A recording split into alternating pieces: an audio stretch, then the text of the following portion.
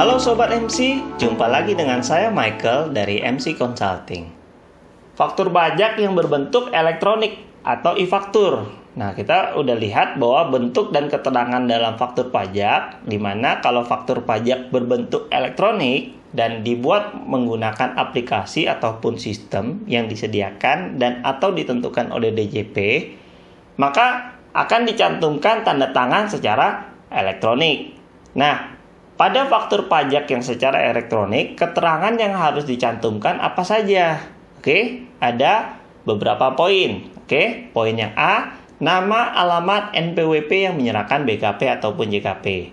Kemudian poin B, identitas pembeli BKP atau penerima JKP yang meliputi beberapa hal ya. Nama, alamat, NPWP bagi WP dalam negeri, badan, dan instansi pemerintah. Kemudian, nama, alamat, dan NPWP atau NIK bagi subjek pajak dalam negeri, orang pribadi sesuai dengan ketentuan peraturan perundang-undangan. Kemudian, nama, alamat, dan nomor paspor bagi subjek pajak luar negeri, orang pribadi, atau yang terakhir, nama dan alamat bagi subjek pajak luar negeri, badan, atau bukan merupakan subjek pajak sebagaimana yang dimaksud pasal 3 Undang-Undang PPH. Kemudian yang C, jenis barang atau jasa, jumlah harga jual atau penggantian dan potongan harga. Yang poin D, PPN yang dipungut. E, PPNBM yang dipungut. F, kode, nomor seri, dan tanggal pembuatan faktur pajak. Dan yang terakhir, nama dan tanda tangan yang berhak menandatangani faktur pajak. Nah, semua keterangan tersebut yang harus dicantumkan wajib diunggah menggunakan aplikasi atau sistem yang disediakan oleh DJP dan mendapatkan persetujuan tentunya ya dari DJP. Nah, faktur pajak yang tidak mendapatkan persetujuan dari DJP itu bukan faktur pajak dan PPN-nya tentu tidak dapat dikreditkan. Nah, ada beberapa pengecualian faktur pajak atas beberapa hal nih ya. Yang pertama, penyerahan BKP atau JKP kepada pembeli BKP atau JKP dengan karakteristik konsumen akhir pedagang eceran.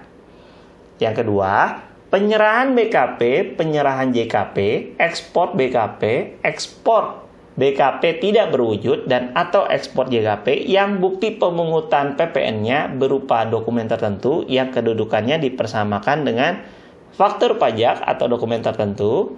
Dan yang terakhir, penyerahan BKP kepada orang pribadi pemegang paspor luar negeri atau VAT refund dibuat sesuai dengan peraturan terkait. Oke. Faktur penjualan yang mencantumkan keterangan lengkap dan diunggah menggunakan aplikasi atau sistem yang disediakan dan atau ditentukan oleh DJP serta memperoleh persetujuan DJP termasuk dalam pengertian faktur pajak. Oke, jangan lupa NIK mempunyai kedudukan yang sama dengan NPWP dalam rangka pembuatan faktur pajak dan pengkreditan pajak masukan. Oke, ini jika faktur pajak yang berbentuk elektronik atau e-faktur. Nah, kadangkala ada yang namanya kondisi kahar. Apa sih kondisi kahar itu? Kondisi tertentu ya. Jadi PKP diperkenankan membuat faktur pajak tidak dalam bentuk elektronik. Kenapa? Karena kondisi tersebut ya tidak dapat dimungkinkan. Kayak apa sih kondisinya? Peperangan, kerusuhan, revolusi, bencana alam, pemogokan, kebakaran, dan sebab lainnya di luar kuasa PKP atau pengusaha kena pajak yang ditetapkan oleh Direktur Jenderal Pajak. Oke. Nah, kewajiban penyantuman NIK dalam faktur pajak dalam hal tidak dicantumkan NPWP untuk pembeli subjek pajak dalam negeri orang pribadi, menurut ketentuan yang ada, faktur pajak harus dibuat dengan mencantumkan NIK. Oke. Ada pengecualian. Jadi, kalau misalkan kita tidak mencantumkan NIK dalam faktur pajak, apa aja? Faktur pajak atas penyerahan kepada pedagang eceran, kemudian penyerahan dengan dokumen tertentu, dan yang terakhir VAT refund ya bagi pembeli yaitu orang pribadi pemegang paspor luar negeri. Nah, Ini dibuat sesuai dengan ketentuan yang berlaku. Ada beberapa pasal di mana kalau pedagang eceran termasuk di pasal 13 ayat 5A ya untuk faktur pajak pedagang eceran. Sedangkan kalau dokumen tertentu yang kedudukannya dipersamakan dengan faktur pajak itu diatur di pasal 13 ayat 6. Nah, pernya sendiri per 13 PJ 2019 dan ketentuan yang faktur pajak khusus atau VAT refund diatur di pasal 16E dan lebih lanjut dibahas di PMK 120 garing PMK 03 garing 2019.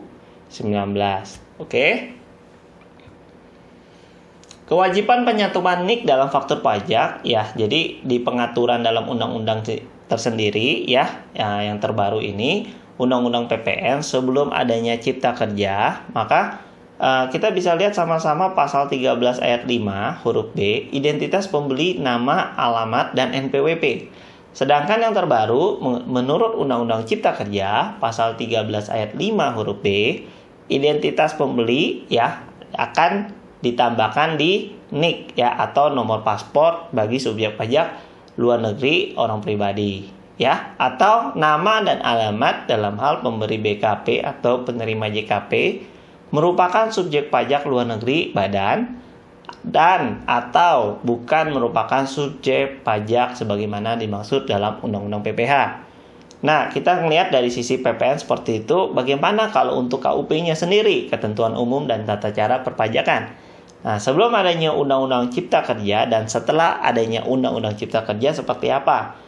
Kita lihat bahwa sebelum Undang-Undang Cipta Kerja, pasal 14 ayat 1 huruf E, STP diterbitkan dalam hal pengusaha telah dikukuhkan sebagai PKP yang tidak mengisi faktur pajak secara lengkap sebagaimana yang dimaksud dalam pasal 13 ayat 5 Undang-Undang PPN. Selain, pertama, identitas pembeli sebagaimana yang dimaksud dalam pasal 13 ayat 5 huruf B Undang-Undang PPN, atau identitas pembeli serta nama dan tanda tangan sebagaimana dimaksud pasal 13 ayat 5 huruf D huruf G Undang-Undang PPN dalam hal penyerahan dilakukan oleh PKP pedagang eceran.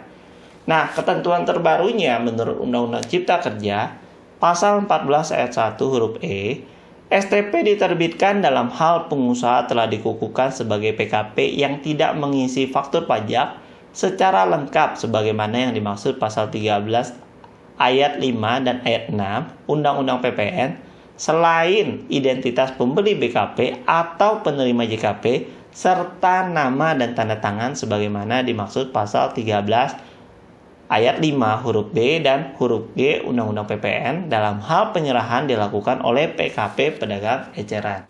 Untuk informasi lebih lanjut, Anda dapat mengakses website kami. Link tertera pada kolom deskripsi di bawah ini. Jangan lupa untuk follow Instagram kami @michaelconsulting dan support YouTube channel Michael Consulting dengan cara like, subscribe, and share.